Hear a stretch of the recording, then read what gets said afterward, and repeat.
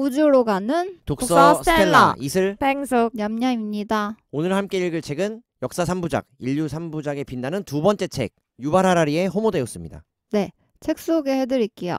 사피엔스에서 우리가 어디에서 왔는지 알려주었다면 호모데우스는 우리가 어디로 가는지 알려주는 책인데요.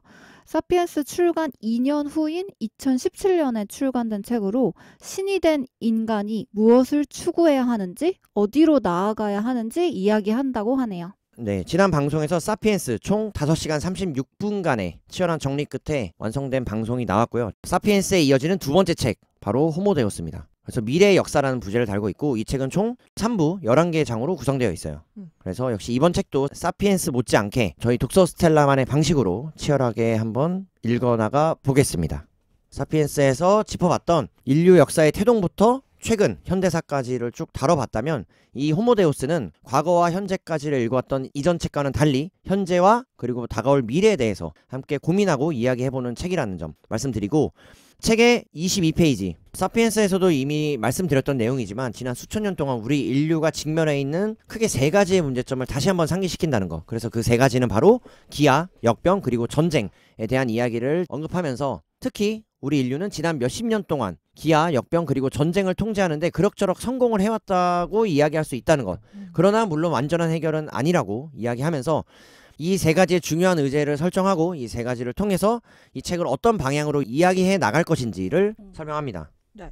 자, 그래서 그 세 가지 중 첫 번째 바로 기아. 네, 수천 년 동안 인류 최악의 적이었던 기아부터 시작하고자 하는데요. 최근까지도 대부분의 인간들은 자칫하면 생물학적 빈곤선 아래로 떨어져서 영양실조 그리고 굶주림에 처할 수 있는 상태가 되곤 했었죠.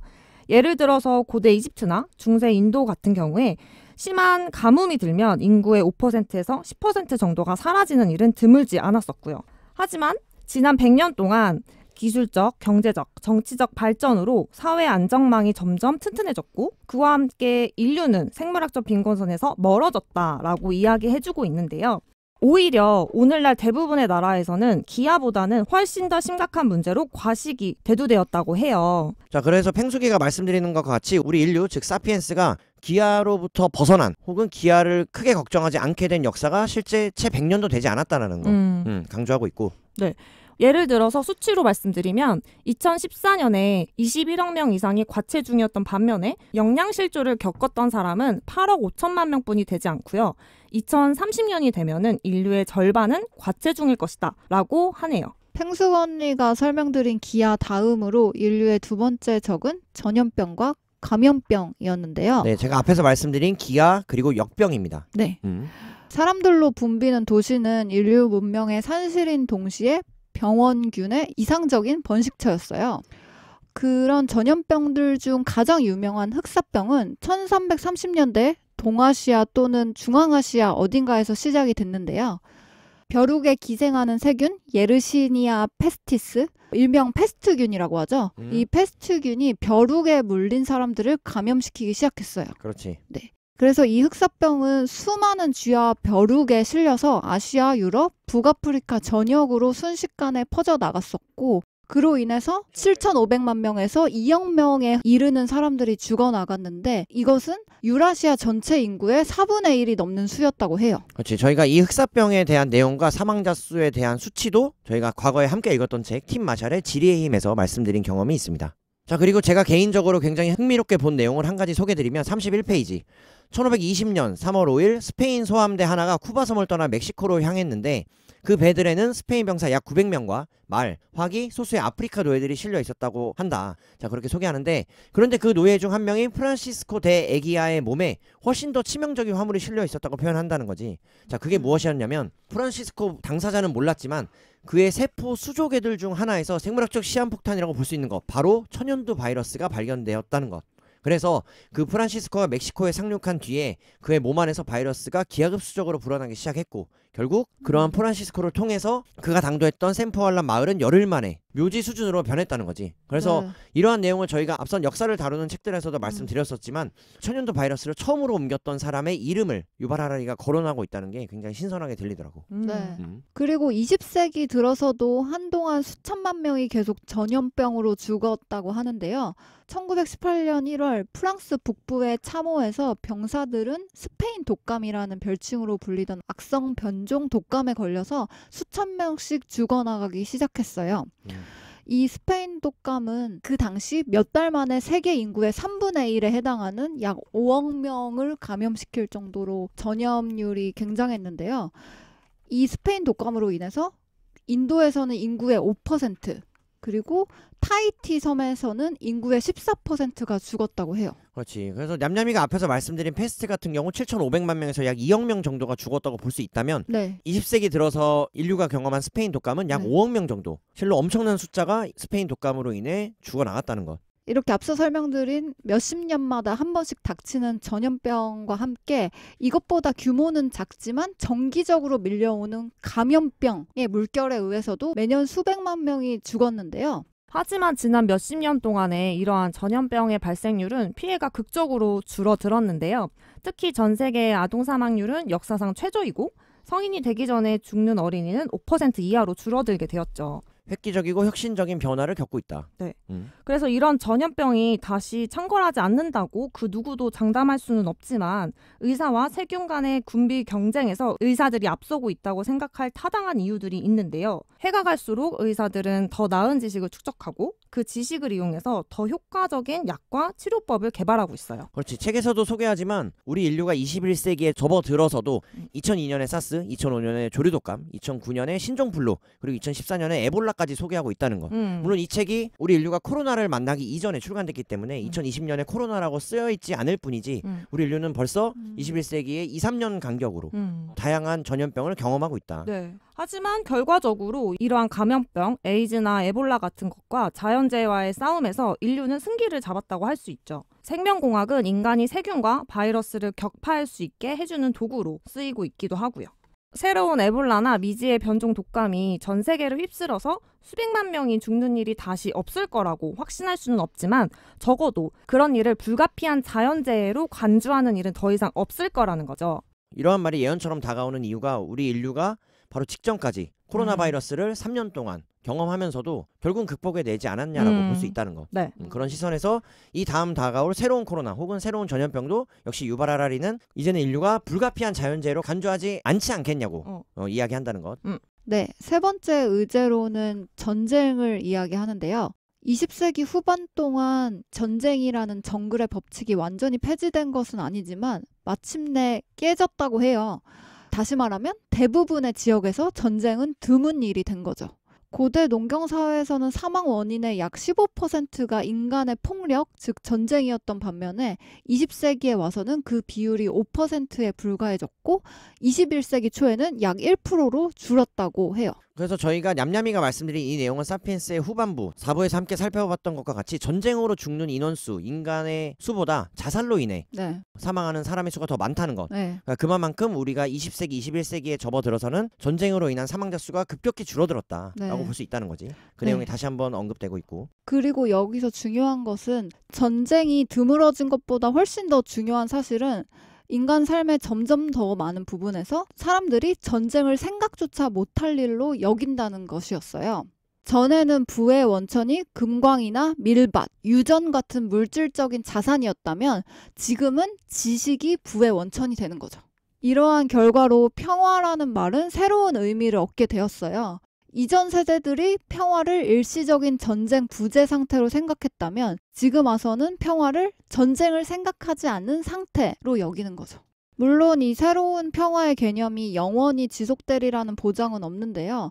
애초에 핵무기로 인해서 새로운 평화가 가능했듯이 미래의 기술 발전이 새로운 종류의 전쟁이 일어날 조건을 마련할지도 모른다고 하라리는 표현해요. 자, 그래서 저희 팽수기와 냠냠이가 말씀드린 기아와 역병 전쟁, 이 인류가 수천 년 동안 고민하고 맞닥뜨려온 역사의 세 가지 의제는 앞으로도 수십 년 동안 혹은 그 이상의 기간에도 수백만 명의 희생자를 낼 수도 있을 것이다. 하지만 이러한 문제들이 이제는 무력한 인류가 이해할 수도 통제할 수도 없는 불가피한 비극은 아니라고 봐야 된다는 거.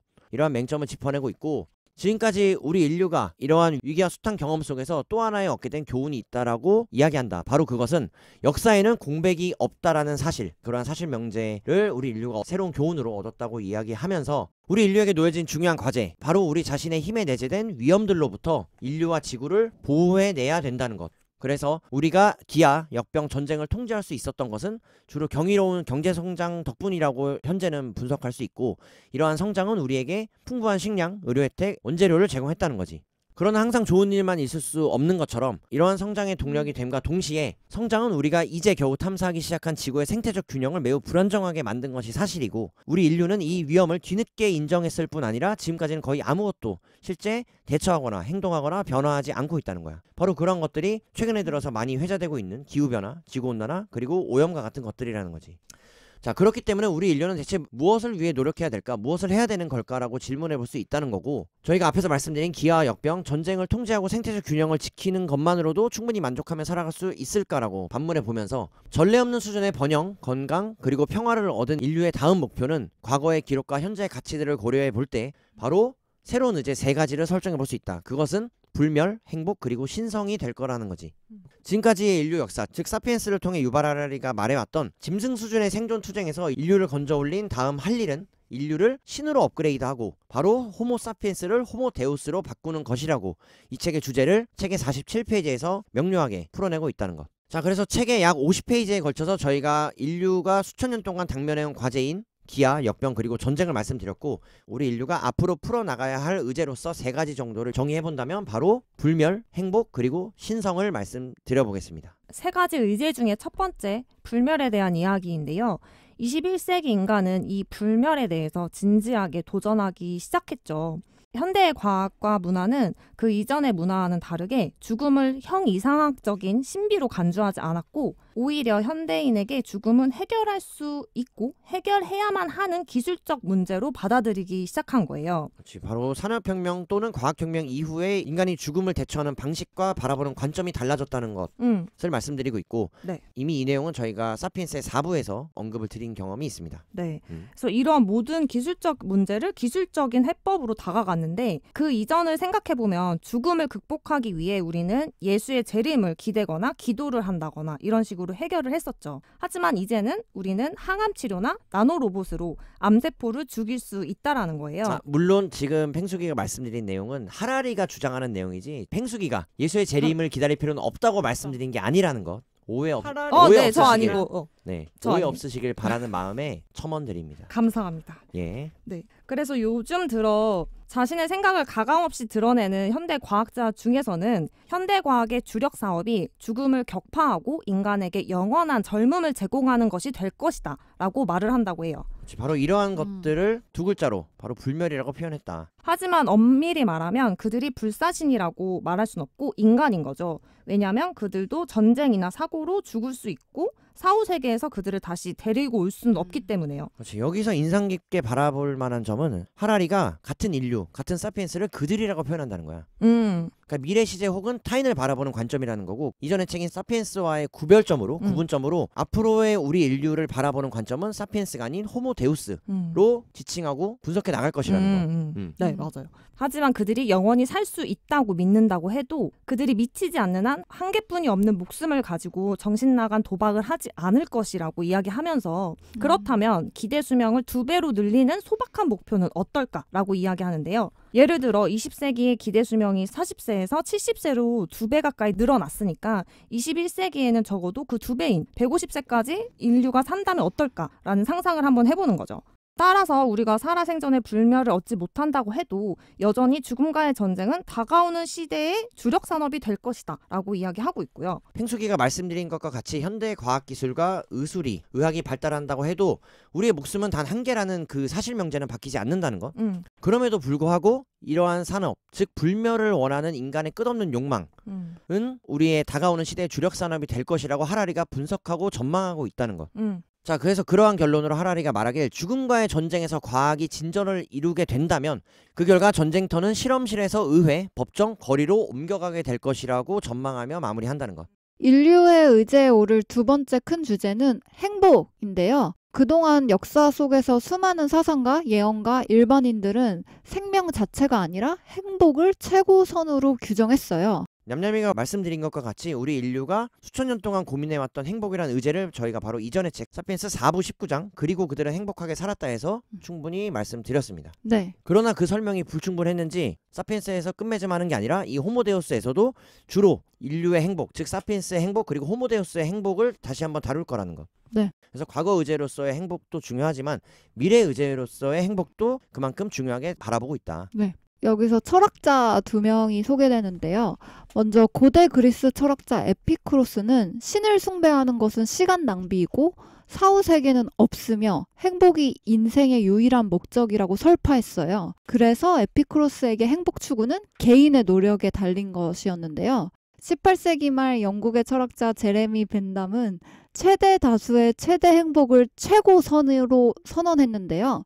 국가와 시장 그리고 과학계가 추구할 단 하나의 가치 있는 목표는 세상 모든 사람의 행복을 증진하는 것이다 라는 결론에 도달했어요. 지금 냠냠이가 언급한 제레미 벤담의 경우 저희가 처음 보는 것처럼 말씀드렸지만 네. 이미 저희가 제레미 리프킨의 회복력 시대 네. 그리고 최 사장의 지대넘냐 제로에서 만나본 경험이 있어요. 그래서 과거의 방송 참고해 주시면 더 폭넓게 들으실 수 있다. 네.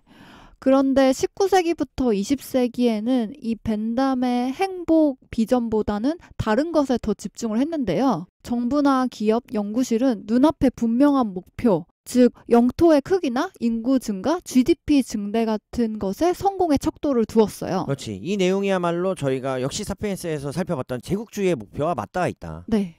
그 당시 독일이나 프랑스, 일본 같은 산업화된 나라들은 대규모의 교육제도나 보건복지제도를 만들었지만 이 제도들의 목표는 개인의 행복보다는 국력을 키우는 게 목적이었던 거죠. 그렇지. 역시 다시 한번 제국주의. 네. 그래서 이 결과 20세기에는 1인당 GDP가 국가의 성공을 평가하는 제1의 척도가 되었어요. 하지만 요즘 들어, 즉 21세기에 와서는 사상가와 정치인들 혹은 경제학자들조차 이 GDP를 GDH를 국내 총행복이라고 하거든요. 이 GDH로 보완하거나 대체할 것을 요구하게 되었어요. 이 말은 즉슨 국민은 생산이 아니라 행복을 바라기 때문에 현대사회 그 21세기에는 생산이 중요한 게 아니라 개인의 행복, 국민의 행복이 중요하다는 거죠. 그렇지. 국가 단위 혹은 초연결 사회에서 행복을 이야기하는 것이 행복을 중요한 척도로 바라보는 것이 정말 얼마 안 됐다라고 네. 볼 수 있다는 거지. 이러한 논리에 따라 인류는 21세기 두 번째 목표로 행복을 추구할 것이라고 하라리는 주장해요. 냠냠이의 이야기를 이어받아서 책의 64페이지에서는 하라리가 우리 한국을 언급하고 있다. 네. 눈여겨볼만 했는데 1985년에 한국은 비교적 가난한 나라였고 전통에 얽매여 있었으며 독재체제 하에 있었다. 여기까지 정확히 바라보고 있는 것 같고 네. 하지만 오늘날 한국은 경제 강국이고 국민들은 세계에서 가장 많이 교육받은 사람들이며 안정된 상태에서 비교적 자유로운 민주정권을 누리고 있다. 하지만 1985년에 10만 명당 9명 정도의 한국인이 자살한 반면 현재 한국의 연간 자살률은 10만 명당 36명이라고 굉장히 객관적인 수치로 우리 한국을 바라보고 있다는 점. 그래서 이러한 자살률에 대한 이야기는 저희가 과거에 함께 읽었던 이상한 정상가족에서 역시 말씀을 드린 경험이 있습니다. 그래서 하라리가 오늘날의 우리나라를 어떻게 바라보고 있는지에 대해서 언급하는 부분이 있다는 것. 네. 여기서 하라리는 진정한 행복을 획득하는 것이 노화와 죽음을 극복하는 것보다 쉽지는 않을 듯하다라고 주장을 하는데요. 이 주장을 뒷받침하는 근거로 행복의 유리천장을 떠받치고 있는 두 개의 튼튼한 기둥이 있다라고 이야기를 해요. 그 두 기둥 중 하나는 심리적인 것이고 다른 하나는 생물학적인 것이라고 하는데요. 심리적 수준에서 보면 행복은 객관적 조건보다 기대치에 달려 있다는 거죠. 그래서 우리는 평화와 번영을 누릴 때 마냥 만족하지 않는다고 하는데요. 실제와 기대가 일치할 때 만족을 하고 행복감을 얻는다고 설명을 해줘요. 두 번째, 생물학적 수준에서 봤을 때 기대와 행복을 결정하는 것은 경제적, 사회적, 정치적인 상황이 아니라 우리의 생화학적 조건이라는 거죠. 두 번째로 말씀드렸던 생물학적 수준에서 보면 기대와 행복을 결정하는 것은 경제적, 사회적, 정치적 상황이 아니라 우리의 생화학적 조건이라고 해요. 21세기 초에는 과학적 정설이 되었는데요.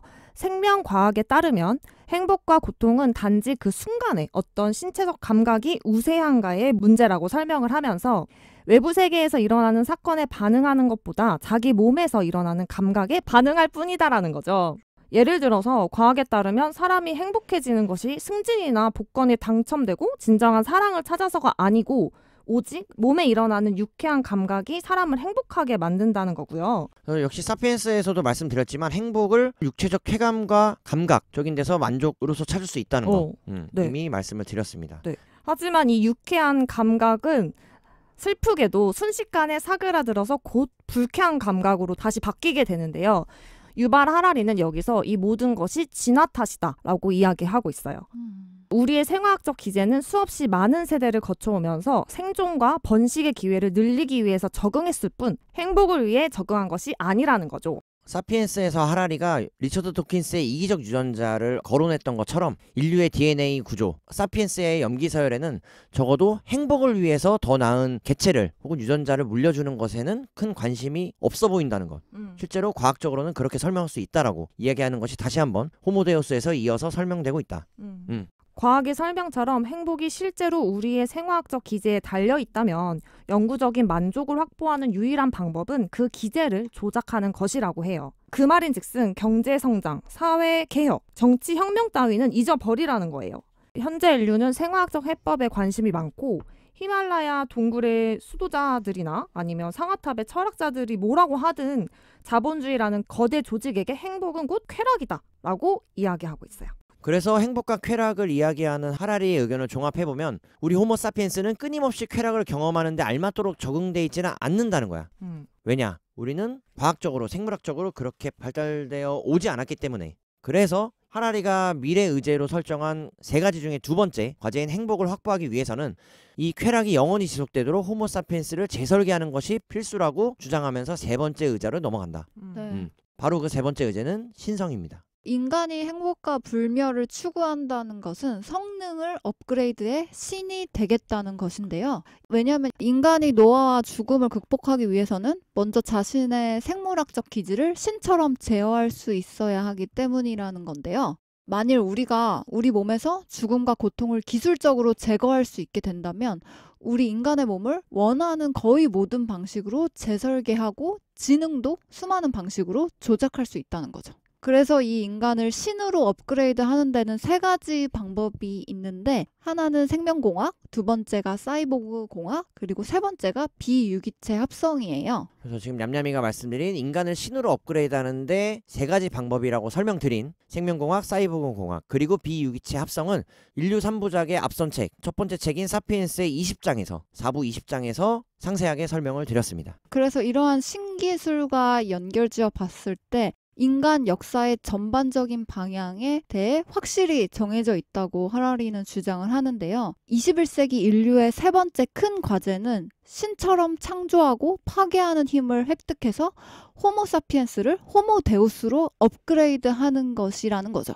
이것이 바로 신성, 디비니티라고 하는데요. 이 신성을 획득하는 일이라고 해요. 자, 냠냠이가 말씀드린 내용이 책의 82페이지에 언급되고 있고요. 이 책의 부제, 바로 미래의 역사입니다. 사실 역사라는 건 우리가 과거의 기록을 함께 경험하는 것이라고 접해왔다면 하라리가 이 2번째 책을 쓴 호모데우스야말로 미래의 우리 인류가 어떤 방향으로 나아갈 것인가를 명확하게 짚어내고 이 책을 쓰게 된 계기를 이 페이지에서 소개하고 있다는 것이고 그게 바로 과거부터 현재까지 달려온 호모사피엔스가 앞으로의 미래에 있어 호모데우스를 업그레이드해 나가는 과정 그리고 업그레이드해 나갈 것이라고 예측하고 바라보는 관점을 소개하는 책이 바로 호모데우스입니다. 이렇게 정리를 해봅니다. 네. 그래서 이 인간이 신성을 얻고자 할 것이라고 우리가 확신할 수 있는 것은 인간이 그런 업그레이드를 갈망할 만한 이유가 많고 그리고 그 업그레이드를 달성할 방법도 많기 때문이라고 해요.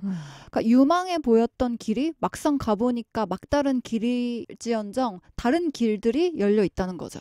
여기서 말하길 예를 들어서 우리가 인간 게놈이 함부로 손을 못 댈 만큼 복잡하다는 사실을 알게 된다고 하더라도 뇌와 컴퓨터를 연결해주는 인터페이스나 나노로봇, 인공지능을 개발하는 길까지 막히는 것은 아니라는 얘기예요.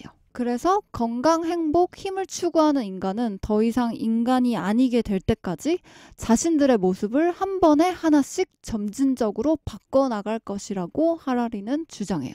자, 그래서 말씀드린 내용을 여기까지 정리해보면 우리 사피엔스가 과거에서부터 현재 오늘날까지 달려오는 데 있어서 역사를 경험하는 데 있어서 세 가지의 의제를 하라리가 설정했다. 바로 기아, 역병, 그리고 전쟁에 대해서 말씀을 드렸고, 오늘날부터 앞으로의 미래까지의 인류, 즉 호모데우스가 설정한 의제 세 가지는 바로 불멸, 행복, 그리고 신성으로 정리를 드렸습니다. 그래서 우리가 거대한 미지의 세계로 빠르게 돌진하고 있으나 미래 의제인 불멸을 얻을 수 없다라고 우리 인류가 인지하고 깨달았을 때, 그럼에도 불구하고 우리 인류는 왜 그런 불멸을 쫓아 끝없이 달려나가고 있냐라는 거지. 그러면서 하라리가 꺼내는 워딩, 바로 브레이크입니다. 네. 인류가 이런 브레이크를 밟을 수 없는 이유로 두 가지를 제시하고 있는데요. 첫 번째로 우리가 그것을 멈추는 브레이크가 어디에 있는지도 모른다는 거예요. 전문가들도 인공지능, 나노기술, 빅데이터, 유전학 중에 한 분야에서 어떤 일이 일어나고 있는지 알 뿐 모든 것을 알지는 못한다는 거죠. 그렇지. 다양한 학문이 서로 유기적으로 융합하고 발전되어 나가는 총체적인 관점을 갖기는 어렵다는 거지. 실제 그것을 살펴보기는 매우 어려운 현실이다. 네. 그래서 이 전체 시스템을 이해하는 사람이 없으니 멈출 사람도 없다라는 게 첫 번째 이유이고요. 두 번째, 만일 어떻게든 그 브레이크를 밟는다고 해도 그럴 경우 경제가 무너지고 이 사회도 함께 무너질 것이라는 건데요. 오늘날 경제가 살아남기 위해서는 끊임없이 무한성장을 해야만 하고 만에 하나 그 무한성장이 멈춘다면 그 경제는 평형 상태에 안착하는 게 아니고 추락하고 산산조각이 날 거라는 거죠. 자본주의가 불멸, 행복, 신성을 추구하라고 우리를 부추기는 이유는 바로 여기에 있는 건데요. 좋습니다. 그래서 저희가 사피엔스의 4부 15장과 16장에서 살펴봤던, 말씀드렸던 자본주의의 중요성과 자본주의의 본질에 대해서 하라리가 다시 한번 미래의 세 가지 의제와 연결지어 이야기하고 있다. 그래서 우리가 이렇게 끝나지 않는 프로젝트가 필요한 거라면 우리는 행복과 불멸로 만족하지도 않을까라고 의문을 던져요. 우리 인류가 행복과 불멸로 만족하지 않는 이유는 그 두 가지가 불가분의 관계이기 때문인데요. 예를 들어서 다리가 마비된 환자를 다시 걷게 해주는 생체공학이 발달되면 같은 기술로 건강한 사람들의 다리 성능도 높아질 수 있는 것처럼요. 앞서 말씀드린 생명공학, 사이보그 공학, 그리고 비유기체 합성과 같은 모든 업그레이드가 처음에는 치료를 이유로 정당화되었다고 해요. 유전공학 또는 뇌와 컴퓨터를 연결하는 인터페이스와 관련된 실험을 하는 전문가들을 찾아가서 왜 그런 연구를 하는지 물어본다면 대부분은 질병을 치료하기 위해서라고 대답할 것이라는 거예요. 하라리는 21세기 인류가 불멸, 행복, 신성을 추구할 것이라는 예측에 많은 사람들이 분노나 소외감을 느낄 수 있을 것이라고 얘기하는데요. 그래서 하라리는 이 책을 읽는 데 있어서 4가지 사항을 명확히 해두는 게 좋겠다고 얘기해주고 있어요. 첫 번째, 이런 일들, 즉 인류가 불멸, 행복, 신성을 추구할 것이라는 일들은 21세기의 개인들이 실제로 할 일이 아니라 인류가 집단적으로 할 일이라고 해요. 그래서 이런 프로젝트들에서 대부분의 사람들은 어떤 역할을 하긴 하겠지만 그 역할은 적을 것이라는 거죠. 크게 스트레스 받지 말라는 거야. 개인 차원에서. 이 책을 읽는 독자들이 그렇다면 나도 이 미래의제 세 가지에 대해서 뭔가 큰 노력을 하거나 많은 에너지를 쏟아야 되는 게 아닐까라고 흔히 착각하거나 생각할 수 있다면 그런 부담과 우려를 덜어내도 좋겠다라고 이야기한다는 거지. 그리고 둘째, 이것은 역사에 대한 예측이지 정치적 선언이 아니라고 해요. 그래서 역사에 대한 예측으로 지난날의 기록이나 현재의 가치들을 고려해 볼 때 우리 인간은 아마 행복이나 신성, 불멸을 추구할 것이라고 예측해 보는 거죠. 셋째, 추구하는 것과 획득하는 것은 다르다고 해요. 이 말은 하라리가 예측하고 제시하는 것이 인류가 21세기에 무엇을 추구할지에 대한 것이지 인류가 그런 시도에서 실제로 성공할 것인지가 아니라는 거죠. 그렇지. 성공과 실패 여부가 중요한 게 아니라 현재 인류가 이런 것들을 추구해 나가지 않겠냐라고 미래 역사로서 바라본다는 거야. 그 방향성을 얘기해주고 있는 거고요. 좋다. 마지막 넷째가 가장 중요한 점이라고 하는데 이 책의 예측은 어떤 예언이라기보다는 현재 우리 앞에 놓인 선택들에 대해 논의하는 한 가지 방식이라는 거예요.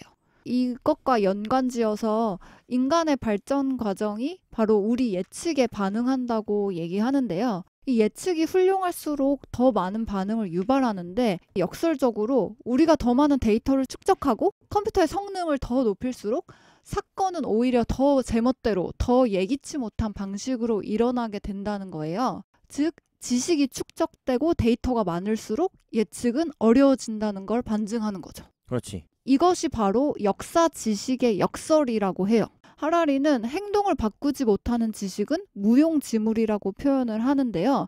하지만 행동을 바꾼 지식도 곧 용도 폐기된다고 얘기를 해줘요. 우리가 데이터를 더 많이 보유할수록 그리고 역사를 더 잘 이해할수록 역사는 그 경로를 또 빠르게 변경하고 우리의 지식은 더 빨리 낡은 것이 되기 때문에 그 지식이 용도 폐기된다는 거죠. 자, 그래서 냠냠이가 말씀드린 것처럼 하라리가 역사에 대해서 굉장히 겸손하게 또는 미래를 바라보는 관점에 대해서 소개하는 장이 바로 이 98페이지라고 볼 수 있고, 하라리가 정리하길 어떤 종류의 정치 제도를 갖게 될지, 어떤 직업시장이 형성될지는 물론 우리 인류, 즉 사피엔스와 데우스들이 어떤 몸을 가질지조차도 아직은 섣불리 말할 수 없다라고 정리해볼 수 있다는 거지. 네.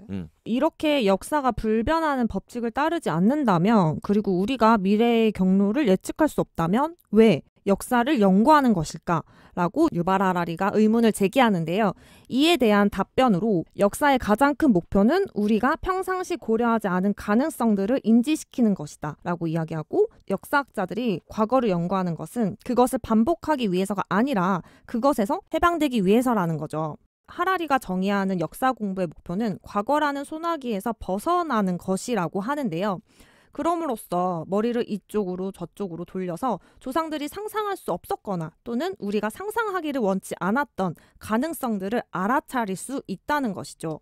역사 공부는 우리에게 어떤 선택을 하라고 알려주지는 않지만 적어도 더 많은 선택의 여지를 제공한다고 해요. 저희가 앞선 책인 사피엔스에서도 부분 만나볼 수 있었지만, 역시 하라리가, 이 역사학자인 유발 하라리가 역사를 대하는 관점, 바라보는 태도, 그리고 그가 제시하는 비전과 방향성까지 부지런하게 책의 곳곳에서 만나볼 수 있다. 하라리는 이 책 곳곳에 등장하는 예측들은 모두 현재의 딜레마에 대해 논의해보자는 시도이고 미래를 바꿔보자는 제안일 뿐이라고 해요. 그래서 하라리가 이 1장을 정리하면서 호모사피엔스의 생명, 행복, 힘을 신성시하는 인본주의가 300년 동안 과거 그리고 오늘날까지 세상을 지배했다고 정리를 하는데, 바로 여기서 언급하는 인본주의는 저희가 사피엔스 3부 인류의 통합 12장 종교의 법칙에서 이미 다뤘던 경험이 있습니다. 네. 그래서 하라리는 이어지는 장들에서 인본주의가 어떻게 세계를 정복했는지 이야기를 해줄 예정인데요.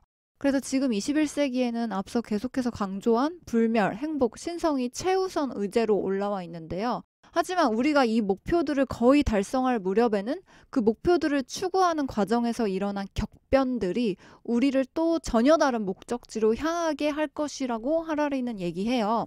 여기에 기술한 미래는 과거에 기반한 미래일 뿐이라는 거죠. 그래서 이 모든 과정을 이해하기 위해서는 시간을 되짚어서 호모사피엔스가 누구이고, 그리고 인본주의는 어떻게 세계를 지배하는 종교가 되었으며 왜 인본주의의 꿈을 이루려는 시도가 그 꿈을 또 해체할 수 있었는지 조사할 필요가 있다는 거예요.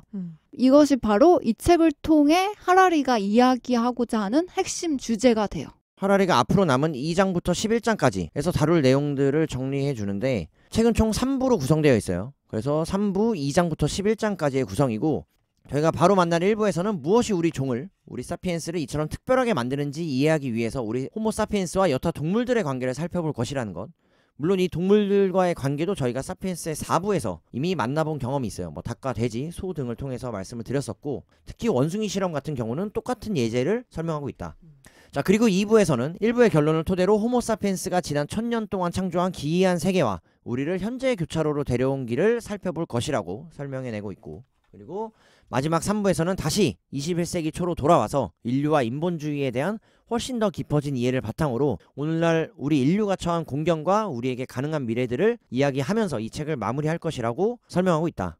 자, 그래서 1장을 정리하면, 1장은 저희가 과거에서 현재까지 3가지의 의제, 기아, 역병, 전쟁을 말씀드렸고, 오늘날부터 미래의 인류, 호모데우스가 직면할 과제로 불멸, 행복, 그리고 신성을 설정해서 하라리가 설명해봤어요. 그러면서 이제 이 책은 곧 인본주의로 설명해낼 수 있는 책이 될 텐데, 하라리가 110페이지에서 말하길 인본주의를 신봉하는 사람들에게는 이 모든 이야기가 무척 비관적이고 우울하게 들릴지도 모르겠다고 정리하고 있다. 이 과거부터 현재 그리고 현재부터 미래까지의 6가지 키워드. 하지만 성급한 결론으로 비약하는 것은 역시 좋지 않다고 그래도 희망적인 메시지를 던지면서, 그동안의 역사를 살펴보면 많은 종교, 제국, 문화가 흥하고 망해왔고 그러한 격변들이 꼭 나쁜 것만은 아니었다고. 어쩌면 인본주의의 붕괴도 결국 좋은 일일지도 모른다는 거지. 우리가 변화를 두려워하는 것은 자신이 알지 못하는 것이 본래 두렵기 때문이지만 역사에 존재하는 단 하나의 위대한 상수는 모든 것이 변한다는 사실이라고 정리하면서 책의 1장을 마무리하고 있다. 네. 자, 그래서 1장 인류의 새로운 의제를 뒤로하고 본격적으로 1부로 넘어갑니다.